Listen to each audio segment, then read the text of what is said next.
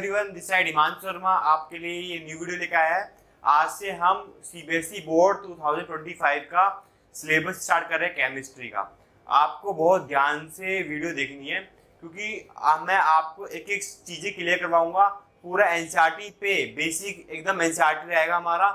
मैं एनसीईआरटी का एक 1 to 9 रटवाऊंगा तुम्हें, मतलब रटवाने का मतलब क्या है, एक से एक चीजें आपको कंसेप्ट क्लियरिटी करूंगा। क्योंकि मेरा एक फॉर्मूला है जो कौन सा है, आप जो मेरा फॉर्मूला है वो कौन सा है,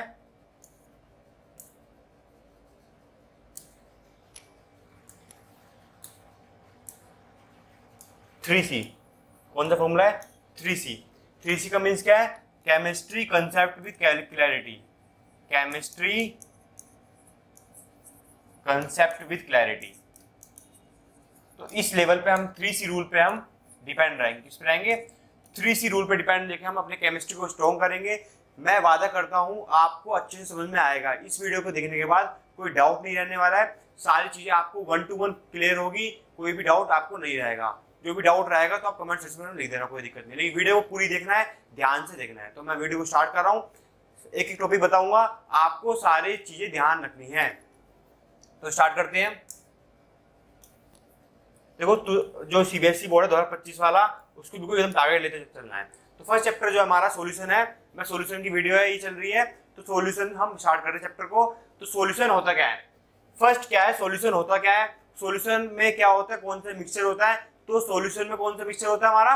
होमोजेनियस मिक्सचर होता है। कौन सा मिक्सचर होता है हमारा? होमोजेनियस मिक्सचर होता है।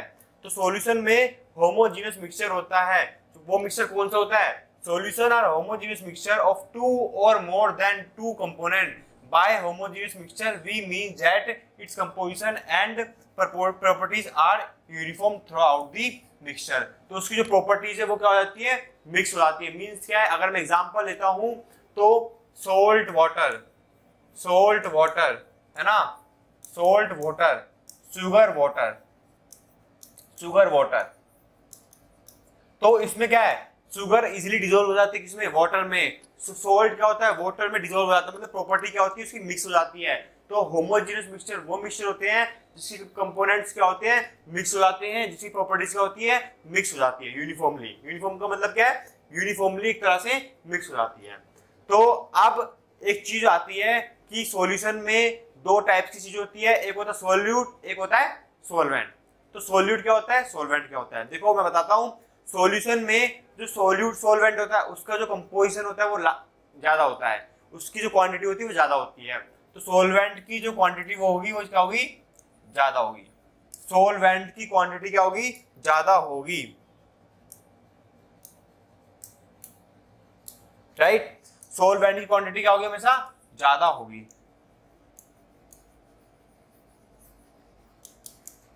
लार्ज क्वांटिटी, है ना। तो और सोल्यूट की क्वांटिटी क्या होगी? हमेशा कम होगी। सोल्यूट की क्वांटिटी क्या होगी? हमेशा कम होगी,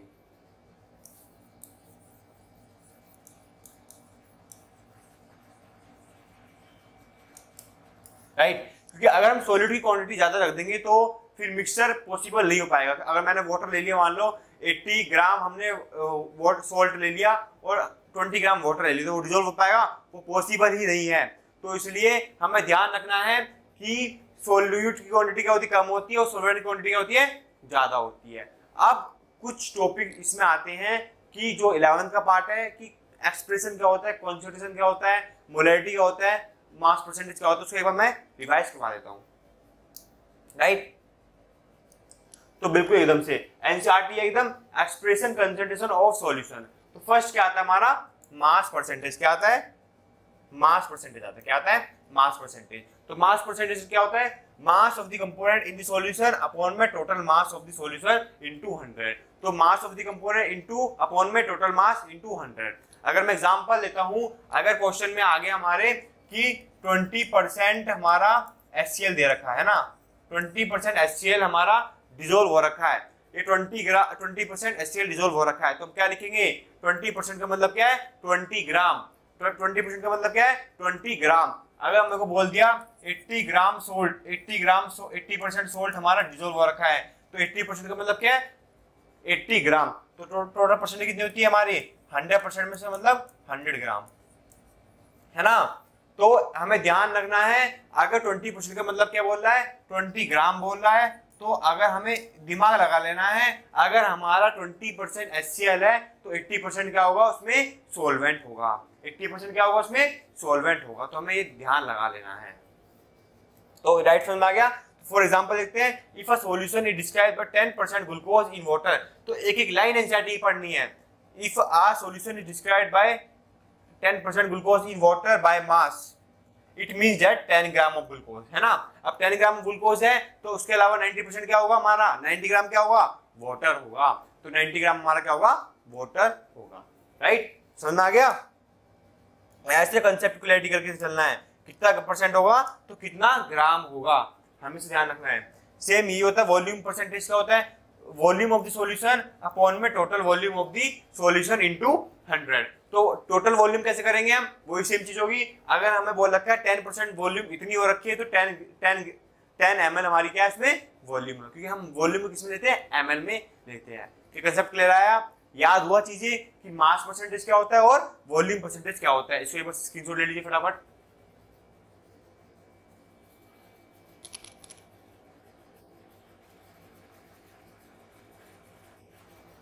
चलो आगे बढ़ते हैं। तो ये हो गया मास परसेंटेज और वॉल्यूम हो गया,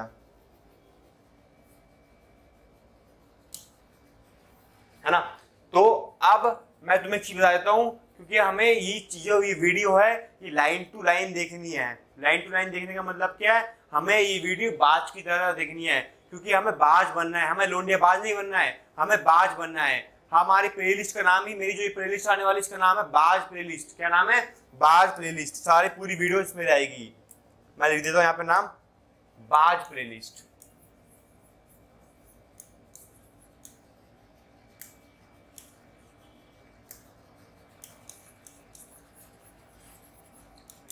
चलो आगे बढ़ते हैं। मोलैरिटी क्या होता है, तो मोलैरिटी क्या होता है, हमारा कॉन्सेंट्रेशन होता है, तो number of moles in solute upon में volume of solution in litre, volume of solution in litre. अगर हम देखते हैं, मैं आपको एग्जांपल देता हूं, अगर मेरे को वॉल्यूम क्या बोल दी, ml में दे दी, क्या दे दी, ml में दे दी, तो क्या करोगे आप, इंटू 1000 करोगे, क्या करोगे, इंटू 1000 आप कर दोगे। राइट, समझ में आ गया। तो आप क्या करोगे, इंटू आप 1000 आप कर दोगे। एक चीज बता देता हूं मैं, ये समझ में आ गया। अगर हमारा सेंटीमीटर क्यूब में दे रखी होगी, है ना, तो mole of NaOH has been dissolved in 1 litre, मतलब क्यूबिक डेसीमीटर क्यूब। अगर हमारा सेंटीमीटर क्यूब में वॉल्यूम गिवन है, तो सेंटीमीटर क्यूब का मतलब क्या है, ml ही है। क्या है, ml है। अगर हमारा डेसीमीटर क्यूब में वॉल्यूम गिवन है, किसमें, डेसीमीटर क्यूब में, मतलब dm क्यूब में वॉल्यूम गिवन है, तो क्या होगा, लीटर होगा। तो आपको कंफ्यूज नहीं हो रहा है, अगर 20 डेसीमीटर क्यूब दे रखा है तो मतलब 20 लीटर आपको वॉल्यूम दे रखी है। तो आपको ऐसे कंसेप्ट को लेके चलना है, ऐसे आपको क्लैरिटी लानी है। राइट, तो एक क्वेश्चन देखते हैं। If a density of solution prepared by dissolving 120 gram of urea, जिसका मोलर मास के 60 U दे रखा है। एक बार मैं बोल देता हूँ, जो यूरिया का क्या होता है, NH2CONH2। एक बार हम क्वेश्चन देखते चलो, क्या दे रखा है, density of solution prepared by 20 ग्राम, है ना। तो अब हम क्वेश्चन को देखते हैं, क्वेश्चन कैसे होगा, क्योंकि क्वेश्चन जो है, क्वेश्चन जरूरी है, हम क्वेश्चन कर रहे हैं ना, तो इसलिए हम देखते हैं क्वेश्चन कैसे होगा। तो हमें दे रखा है यूरिया, क्या दे रखा है, यूरिया दे रखा है, जैसे कि मैंने बताया इसका क्या होता है, NH2CONH2, यही होता है। इसका हमारा क्या होगा, M2, मतलब M क्या होगा, मतलब M मतलब होता है मोलिकुलर मास, जो होगा हमारा क्या होगा, 60 U होगा। राइट, W1 क्या होगा हमारा, मतलब W2 क्या होगा हमारा, 120 ग्राम हमें दे रखा है ना। तो डेंसिटी कितनी दे रखी है हमें, डेंसिटी दे रखी है तुम्हें 1.15 ग्राम पर ml, आपको डेंसिटी की होना। फॉर्मूला क्या होता है, फॉर्मूला होता है मोलैरिटी इक्वल टू, हम मोलैरिटी किससे डिनोट करते हैं, हम कैपिटल M से डिनोट करते हैं मोलैरिटी को। राइट, तो M इक्वल टू क्या होता है, नंबर ऑफ मोल्स अपॉन में of solute volume of solution in litre. क्या होता है, volume of solution in litre होता है। तो नंबर ऑफ मोल्स कितने हैं, तो अगर यहाँ पे आपका 120 अपॉन में 60, 120 अपॉन में 60 ml में ही करना पड़ेगा, तो इंटू 1000, इंटू 1000 करेंगे, अपॉन में क्या आएगा आपका 100 ग्राम। 100 ग्राम आपको क्या दे रखा है, वाटर दे रखा है आपको 100 ग्राम। तो आपका W1 क्या आ गया, 100 ग्राम आ गया, 1000 ग्राम आ गया सॉरी। तो आपको करेंगे तो आप इसको काटोगे, ये करोगे और यहाँ पे आप लिखोगे क्योंकि 1.15, एक मिनट है ना, हमें डेंसिटी भी लगाना पड़ेगा। डेंसिटी क्या होता है आपका m/v होता है, तो डेंसिटी हो गया आपकी 1.15 हो गई और वॉल्यूम होगी तो आप आएगा 1000 अपन में 1.15, ये आपका यहाँ पे आएगा। जब आएगा तो उसको हम काटेंगे तो इसका हम करेंगे डिवाइड करेंगे तो आएगा यहाँ पे 2, तो आ गया 1.15 इंटू 2, कितना आ जाएगा आपका 2.30, इतना आपका क्या हो गया ग्राम, कितना आ गया आपका, ये आपकी m आ गई, क्या आ गया आपका कंसंट्रेशन आपकी आ गई कैपिटल। तो ये आपकी क्या आ गई, मोलैरिटी आ गई है। मोलैरिटी क्या होगी आपकी 2.30, आपकी मोलैरिटी होगी किसकी, यूरिया की, कंसंट्रेशन होगी आपकी 2.30 होगी। चलो हम नेक्स्ट बढ़ते हैं।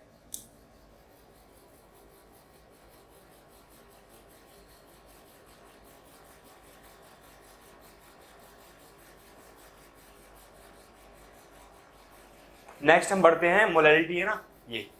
तो मोलैरिटी क्या होता है, मोलैरिटी होता है number of moles of solute upon में mass of solvent in KG, number of moles of solute upon में mass of solvent in KG, जिसको हम नोट करते हैं किससे, कैपिटल M की जगह किससे नोट करते हैं, हम इसको स्मॉल m से इसको डिनोट करते हैं। मोलैरिटी को हम स्मॉल m से आपको डिनोट करते हैं, राइट। तो मोलैरिटी ये होता है। चलो हम नेक्स्ट बढ़ते हैं। अब आता है हमारा सोल्यूबिलिटी। सोल्यूबिलिटी क्या होता है, सोल्यूबिलिटी होता है solubility of a substance is it maximum amount that can B dissolved in a specified amount solvent at a specified temperature. तो सोल्यूबिलिटी क्या होगा, हम कितना अमाउंट ऑफ सॉल्यूट डिसॉल्व कर रहे हैं किसमें, सॉल्वेंट में, क्योंकि इसमें स्पेसिफिकली बताया नहीं गया है कि वो सॉल्यूट ही है, लेकिन हम लेंगे एज सॉल्यूट लेंगे, हम सॉल्यूशन चैप्टर पढ़ रहे हैं तो हमारा जो सॉल्यूट होगा हम वो स्पेसिफिक अमाउंट हम डिसॉल्व करेंगे किसमें, सॉल्वेंट में, है ना।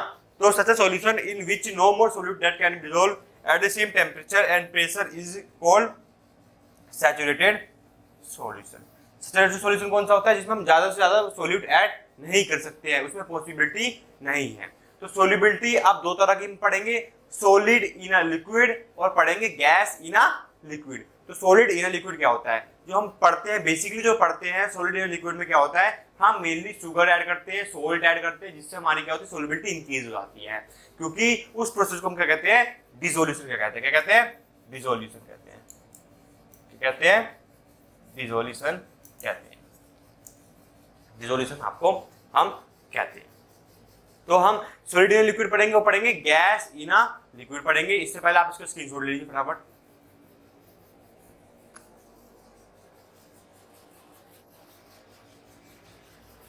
चलो बढ़ते हैं नेक्स्ट पे। तो सॉल्युबिलिटी हम पढ़ेंगे, किसका पढ़ेंगे, देखिए हम पढ़ेंगे सॉलिड इन लिक्विड का हमारा होगा डिसोल्यूशन होता है। अब जो आती है सॉल्युबिलिटी आती है गैस इन अ लिक्विड। जब हम गैस इन अ लिक्विड की बात कर रहे हैं तो वहां पे एक साइंटिस्ट था हेनरी नाम का, उन्होंने एक लॉ प्रपोज किया जिसका नाम था हेनरीज लॉ। हेनरीज लॉ बताता है सॉल्युबिलिटी क्या होती है। तो हेनरीज लॉ बताता है the law state that at a constant temperature is constant the solubility क्या होगी,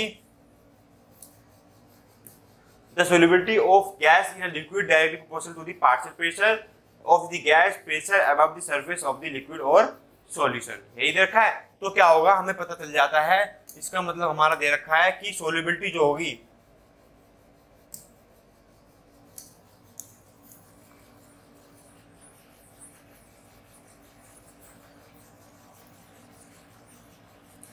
solubility क्या होगी हमारी, अगर हम प्रेशर को इंक्रीज करेंगे तो हमारा क्या होगा, मोल फ्रैक्शन भी बढ़ेगा, मतलब सॉल्युबिलिटी बढ़ेगी। तो इसका हम एक प्रैक्टिकल देखते हैं कि प्रैक्टिकल हमारा इंपॉर्टेंट है। मान लो मैंने यहाँ पे एक बीकर ले लिया, बीकर में क्या रख दिया, पिस्टन रख दिया, है ना। पिस्टन रख के क्या करूंगा, मैं इसको कंप्रेस करूंगा। तो यहाँ पे क्या है, गैस के मॉलिक्यूल से, क्या है, गैस के मॉलिक्यूल से, क्योंकि जो प्रेशर होता है वो किसका होता है, गैस का होता है। अगर मैं इसको क्या करूँ, कंप्रेस करूंगा, तो कंप्रेस करने के बाद क्या होगा, मॉलिक्यूल्स होंगे क्या हो जाएंगे, इंटरेक्ट करेंगे। उनके जो inter molecular force of attraction है, इंटरमोलिकुलर फोर्स ऑफ अट्रैक्शन है ना, फोर्स ऑफ अट्रैक्शन है, वो क्या होगा, इंक्रीज हो जाएगा। जब intermolecular force of attraction increase हो जाएगा तो क्या होगा, तो सोल्युबिलिटी आपकी इंक्रीज हो जाएगी। तो मोल फ्रैक्शन में क्या होता है, सोल्युबिलिटी क्या होती है आपकी, इंक्रीज होती है। इसका मतलब क्या है, तो P is directly proportional to X, P is directly proportional to x आ गया तो p इक्वल टू क्या आएगा के एच एक्स, है ना। तो y इक्वल टू अगर हम लेते हैं mx लेते हैं तो y पे क्या है प्रेशर है और x पे क्या है हमारा x पे क्या है हमारा सोलिबिलिटी है, मतलब मोल फ्रैक्शन है। अगर हम देखते हैं इसको ग्राफ देखते हैं तो ग्राफ क्या होगा, इसका ग्राफ होगा आपका ये रहा, है ना।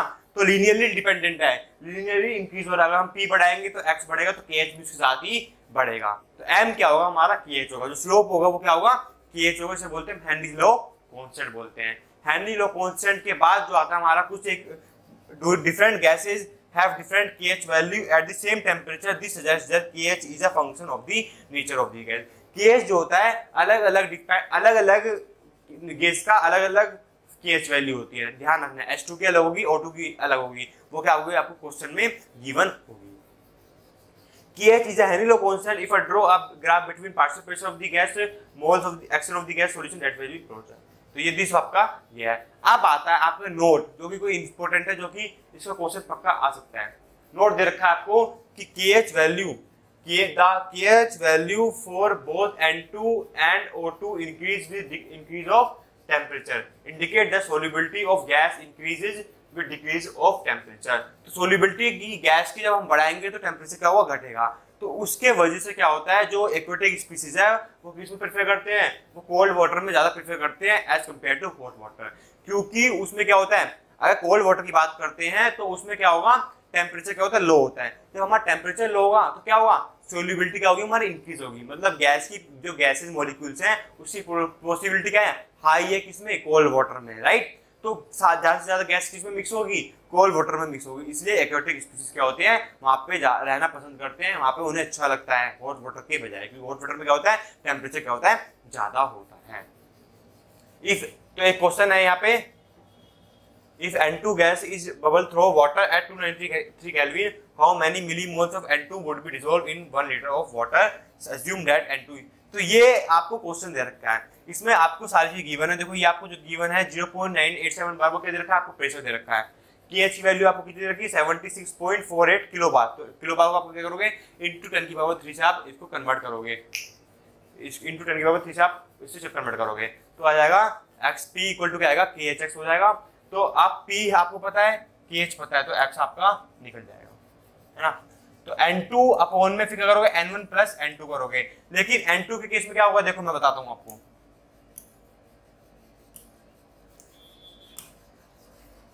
जो भी N2 का केस होगा तो उसमें क्या कुछ नहीं करना हमें, x इक्वल टू हमारा क्या होता है N2 अपॉन में N1 प्लस N2, तो ये होता है ये होता है।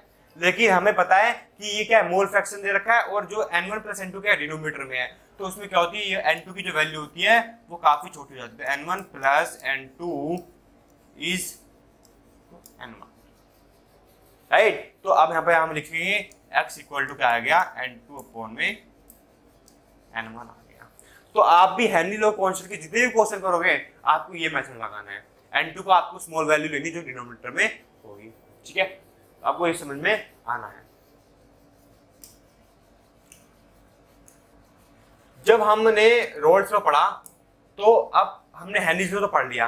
हेनरीज लॉ की एप्लीकेशन आती है कि कहाँ पे हेनरीज लॉ हमारा यूज होता है, कहाँ पे उसको हम यूज करते हैं। तो एप्लीकेशन का मीन्स होता है हम कहाँ पे यूज कर रहे हैं। तो हेनरीज लॉ को हम यूज करते हैं to increase the solubility of CO2 in soft drinks and soda water, the bottle is sealed under high pressure. जो कोल्ड ड्रिंक की जो बॉटल होती है उसमें हम क्या करते हैं हाई प्रेशर से आपको सील करते हैं। देखते हो तो क्या नाम है एकदम ढक्कन उठाते हैं तो एकदम से गैस निकलती है, तो वो CO2 गैस होती है, उसको हम क्या करते हैं अंडर हाई प्रेशर हम उसको सील करते हैं। तो वहाँ पे भी क्या यूज हो रहा है, वहाँ पे क्या यूज हो रहा है, वहाँ पे हेनरीज लॉ का एप्लीकेशन यूज हो रहा है कि अगर हम सोलिबिलिटी बढ़ा रहे हैं तो प्रेशर भी हमारा बढ़ रहा है। तभी हमने यहाँ पे क्या लिया हाई प्रेशर लिया और सोलिबिलिटी को क्या करा इंक्रीज कर दिया। तो ये भी आपका एक एप्लीकेशन है। नेक्स्ट कौन सा है, scuba driver must cope with high concentration of dissolved gas while breathing air at high pressure under water, increase pressure increase the solubility of atmospheric gas in the blood। अगर जब pressure increase होगा तो क्या होगा atmospheric, तो gas की blood में क्या होगा एटमॉस्फेरिक गैस इंक्रीज हो जाएगा, जिससे क्या होगा क्रैम्प्स आते हैं, जिससे नाइट्रोजन क्या होता है फॉर्मेशन ऑफ बबल्स आते हैं और नाइट्रोजन इन दी ब्लड। तो उससे क्या होता है कैपिलरीज क्या होते हैं ब्लॉक हो जाती है, जिससे कौन सी बीमारी होती है बैंड्स हो जाता है, राइट। एक ऐसी होता है कि अगर हम बात करते हैं कि हम हाइयर जब उसमें जाते हैं एल्टीट्यूड में जाते हैं तो क्या होता है वहाँ पे प्रेशर ज्यादा हो जाता है, प्रेशर का जो क्या होता है, प्रेशर ज्यादा हो जाता है, हाई हो जाता है, कम हो जाता है, जल्दी बताओ। तो at high altitude the partial pressure of the gas is less than that of ground level. तो प्रेशर क्या हो जाता है, कम हो जाता है, तो उससे क्या होता है, ऑक्सीजन लेवल भी क्या हो जाता है हमारा, कम हो जाता है। तो हम हाई एल्टीट्यूड में जाते हैं तो हमें सांस की प्रॉब्लम होती है। यहाँ पे भी क्या है, हेनरीज लॉ एप्लीकेबल है। समझना की बात, इसको आप नोट, इसका आप स्क्रीनशॉट ले लीजिए। मैंने आपको एनसीईआरटी 1 to 9 पढ़ा रहा हूँ, क्योंकि वही क्वेश्चन, वही उसमें पेपर आता है। केमिस्ट्री सिर्फ एनसीईआरटी से आता है, इसलिए मैं एनसीईआरटी लेकर आया आपको, right.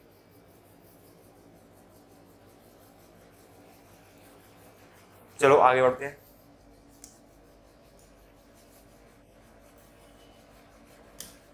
Roles law, roles law क्या है, रोल्स लॉ में क्या होता है, हम पहले बात करेंगे। रोल्स ने बताया कि वेपर प्रेशर क्या होता है। तो वेपर प्रेशर क्या होता है, वेपर प्रेशर वो प्रेशर होता है जो क्या होता है, लिक्विड की सरफेस पे लगता है। अगर मैं बात करूँ, एक बीकर है, उसमें मैंने क्या लिक्विड की सरफेस पे प्रेशर लगा रहा हूँ, तो वो प्रेशर लिक्विड क्या करेगा, लिक्विड के जो मॉलिक्यूल्स होंगे वो किस में कन्वर्ट होंगे, वेपर में कन्वर्ट होंगे। जब वो वेपर में कन्वर्ट क्यों है, क्योंकि उस पे लिक्विड की सरफेस पे क्या लगा, प्रेशर अप्लाइड हुआ। तो the pressure exerted by vapour on the surface of the liquid is called vapour pressure, है ना। तो रोल्स लॉ कहता है, अगर मैं बात करूं तो रोल्स लॉ कहता है कि प्रेशर बढ़ाएंगे तो क्या होगा, सोल्युबिलिटी भी बढ़ेगी। तो अगर हम प्रेशर बढ़ाएंगे तो सोल्युबिलिटी बढ़ेगी, लेकिन लेकिन लेकिन लेकिन इसमें एक ट्विस्ट आ जाता है।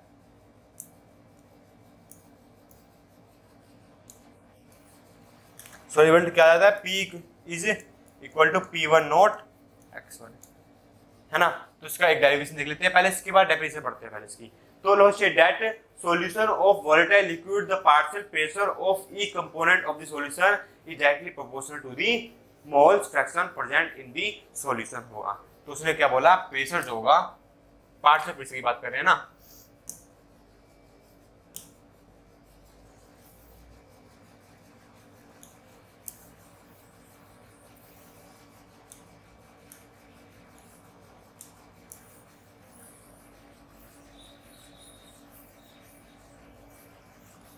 चलो देखते हैं उसको, उसको ही बताता हूं।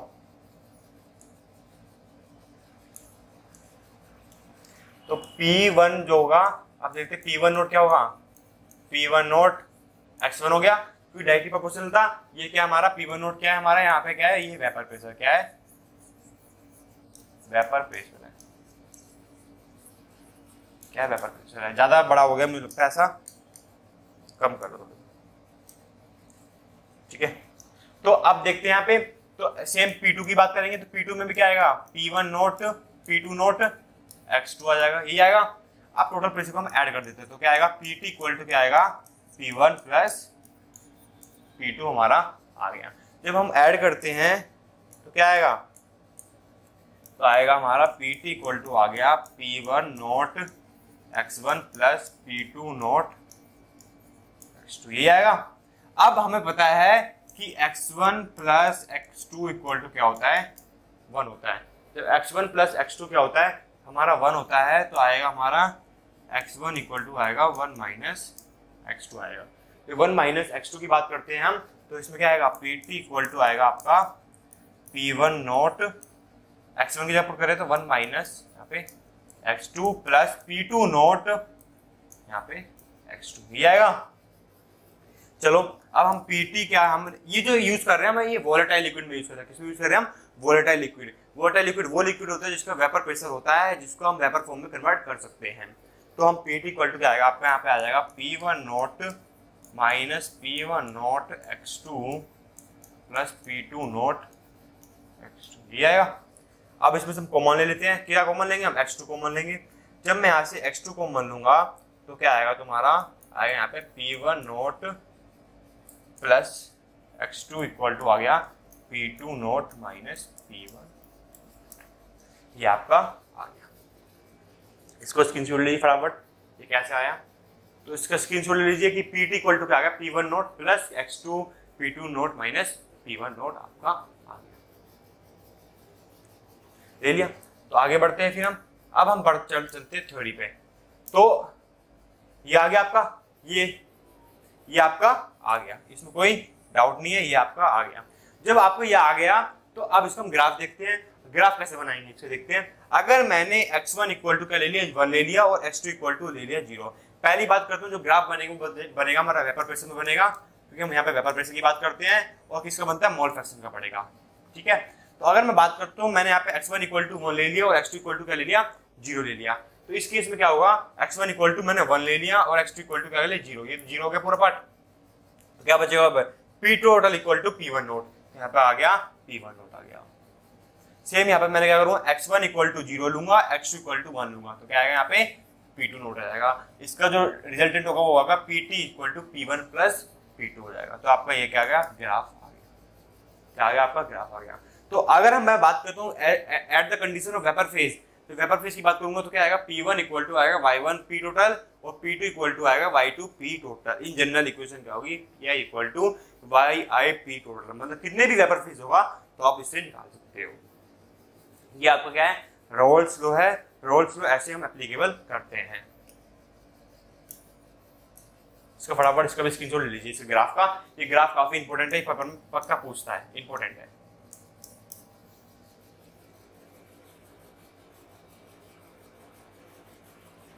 चलो आगे बढ़ते हैं।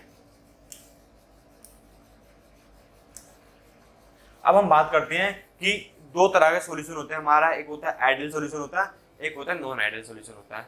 तो आइडियल सॉल्यूशन, क्योंकि इसमें हम ideal solution non ideal solution की बात क्यों करेंगे, क्योंकि अगर हम बात कर रहे हैं, हमने गैस और लिक्विड की बात कर लिया ना, हमने गैस और लिक्विड की बात कर ली, हमने सॉलिड इन लिक्विड की बात करी सोलिबिलिटी में, बट हमने अभी तक लिक्विड की बात नहीं करी है। तो आइडियल सॉल्यूशन में हम किसकी बात करते हैं, लिक्विड सॉल्यूशन की हम बात करते हैं। तो liquid solution can be classified into ideal solution and non ideal solution. तो उसमें दो तरह के सॉल्यूशन होते हैं, एक आइडियल होता है, एक होता है नॉन आइडियल सॉल्यूशन होता है। तो आइडियल सॉल्यूशन क्या होता है देखते हैं। द सॉल्यूशन विच ओबे रोल्स लॉ, मतलब ओबे रोल्स लॉ का मतलब क्या है कि उसमें पार्शियल प्रेशर भी है, उसकी वजह से क्या हो रहा है, सॉल्युबिलिटी भी बढ़ रही है। तो जो आइडियल सॉल्यूशन क्या करते हैं, रोल्स को फॉलो करते हैं, उसे हम क्या कहते हैं, आइडियल सॉल्यूशन कहते हैं। उसमें क्या होगा, डेल एच मिक्सिंग क्या होगी, हमारी 0 होगी और डेल बी मिक्सिंग भी 0 होगी। अब पूछोगे डेल एच मिक्सिंग क्या होता है,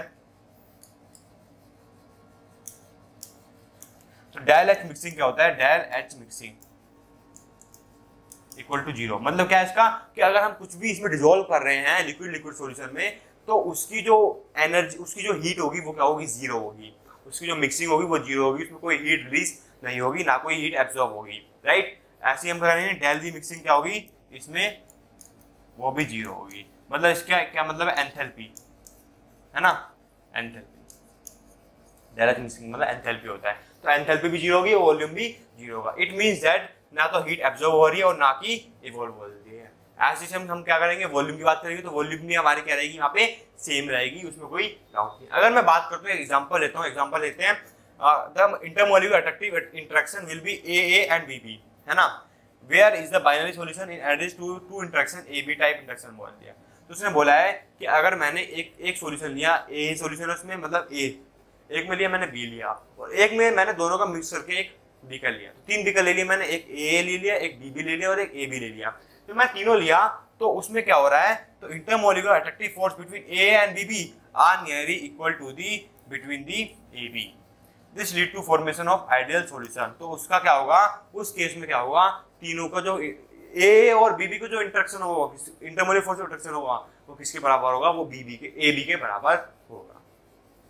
क्यों होगा, उसमें डेल एच मिक्सिंग 0 है, उसमें डेल बी मिक्सिंग 0 है, तो उसमें इक्वल है। उसका एग्जांपल पक्का पूछता है। तो एग्जांपल कौन से होंगे, सेम स्ट्रक्चर वाले, जैसे n hexane n heptane. Hexane का स्ट्रक्चर कितना होता है, 6 कार्बन होते हैं, हेप्टेन में कितना होता है, 7 होते हैं, है ना। ब्रोमोइथेन और क्लोरोइथेन, तो उसमें क्या Br है, इथेन सेम है, तो सेम स्ट्रक्चर वाले क्या होते हैं, आपके आइडियल सॉल्यूशन की कैटेगरी में आते हैं। समझ में आ गया आइडियल सॉल्यूशन, कोई डाउट है। 3 पॉइंट होगा हमारे, रोल्स लॉ फॉलो करता है, डेल एच मिक्सिंग 0 है, डेल बी मिक्सिंग 0 है, A इंटरेक्शन BB इंटरेक्शन किसके बराबर होगा, AB इंटरेक्शन के बराबर होगा। बात क्लियर आ रही है। और क्या होगा, एग्जांपल एनहेक्सेन, एनहेप्टेन, टोलुइन, बेंजीन, ये सब आपके एग्जांपल होंगे। सेम बात करते हैं हम नॉन आइडियल सॉल्यूशन की बात करेंगे, उसका अपोजिट है। अपोजिट क्या है कि वो क्या करता है, रोल्स लॉ फॉलो नहीं करता है। रोल्स लॉ फॉलो नहीं करेगा,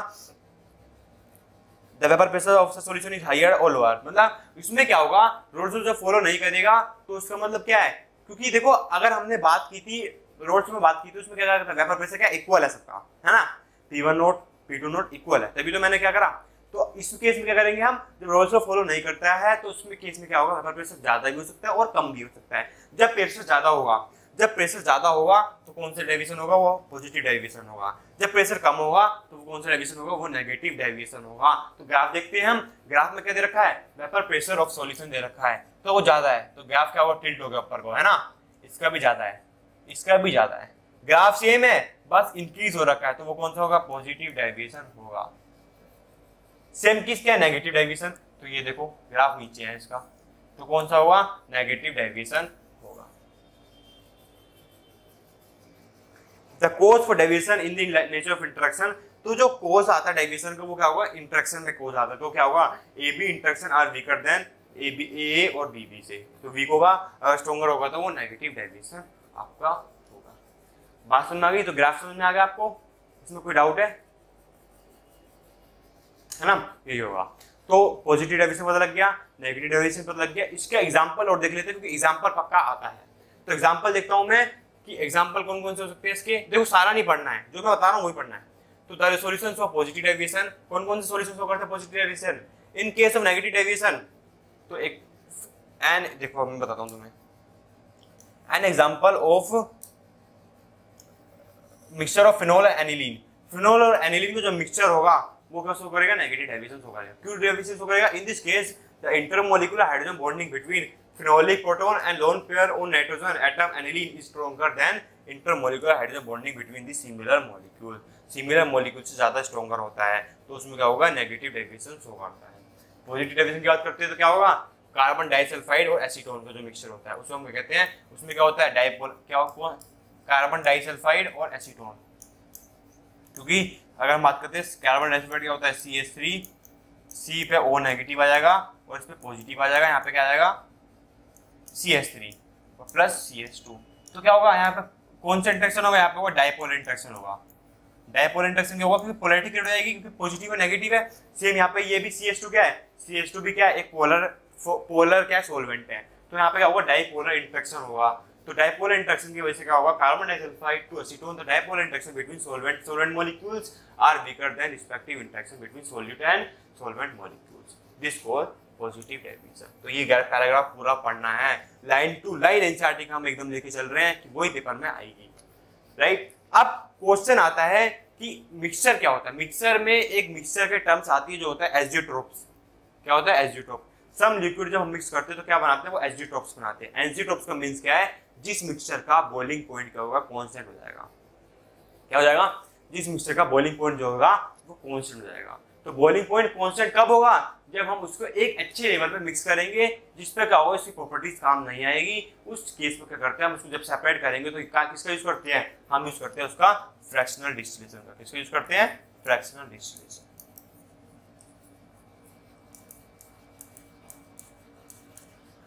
तो सम लिक्विड और mixing form azeotropes which are binary mixture in case of not possible. तो दो तरह के मिनिमम बॉइलिंग एजियोट्रोप्स होता है और कौन सा होता है, मैक्सिमम बॉइलिंग एजियोट्रोप्स आपका होता है। दो तरह के होते हैं। तो मिनिमम बॉइलिंग एजियोट्रोप कौन सा होता है, मैक्सिमम बॉइलिंग एजियोट्रोप कौन सा होता है। तो मिनिमम बॉइलिंग एजियोट्रोप जो होता है वो क्या होता है, पॉजिटिव डेरिवेशन शो करता है। For example ethanol water mixture fermentation sugar on fractional distillation से हम उसको given solution contain approximately 95% by volume of ethanol. तो इथेनॉल की जो क्या होती है 95% वॉल्यूम रहती है, तो वो उसको हम किससे सेपरेट कर रहे हैं, फर्मेंटेशन ऑफ शुगर प्रोसेस है, उसको हम फ्रैक्शनल डिस्टिलेशन से आपको सेपरेट करना पड़ेगा। क्योंकि क्या है, दोनों लिक्विड है, इसमें ये भी लिक्विड है और ये भी लिक्विड है, तो लिक्विड लिक्विड इंटरेक्शन हो रहा है, उसमें क्या होगा, एजियोट्रोपिक मिक्सचर होता है ना। The solution large negative deviation from roles law from maximum boiling azeotrope. जो नेगेटिव डेविएशन होगा वो मैक्सिमम बॉइलिंग एजियोट्रोप शो करता है, क्योंकि nitric acid and water is example of the class of azeotropes. क्यों, देखो अब देखते हैं, बताता हूं क्यों। आप HNO3 लिया, यहाँ पे वाटर लिया, HNO3 वाटर दोनों ही सॉल्वेंट अच्छे हैं, वो दोनों H बॉन्डिंग बनाएंगे। But in case of ethanol और वाटर ये H बॉन्डिंग नहीं बनाते, तो ये मिनिमम बॉइलिंग एजियोट्रोप होता है। और HNO3 और H2 है, इसमें क्या है, कंपोजिशन H2 का भी ज्यादा है, तो उसमें क्या होगा, मैक्सिमम बॉइलिंग एजियोट्रोप होगा, क्योंकि इसमें क्या होगा, टेम्परेचर हमारा क्या होगा, एकदम कॉन्स्टेंट रहेगा, तो इसलिए उसे बोलते हैं हम मैक्सिमम बॉइलिंग एजियोट्रोप। तो यहाँ पे मेरे ये यहाँ तक एजियोट्रोप मिक्सचर तक मैंने करवा दिया है। अब हमारा जो नेक्स्ट टॉपिक बच रहा है वो बच रहा है कोलिगेटिव प्रॉपर्टीज और वाटर फैक्टर। दो टॉपिक्स बच रहे हैं इस चैप्टर के, वो एक नेक्स्ट वीडियो में लेके आऊंगा, जो कि वीडियो हमारी पार्ट 2 होने वाली है। उस वीडियो को भी अच्छे से देखना है और इस वीडियो को काफी शेयर करो, जिससे अच्छे बच्चे जो है अपना क्लियरिटी हो कॉन्सेप्ट में, कोई भी डाउट नहीं हो। बाकी थैंक यू सो मच। हमारे चैनल को लाइक करो, सब्सक्राइब करो, कमेंट करो।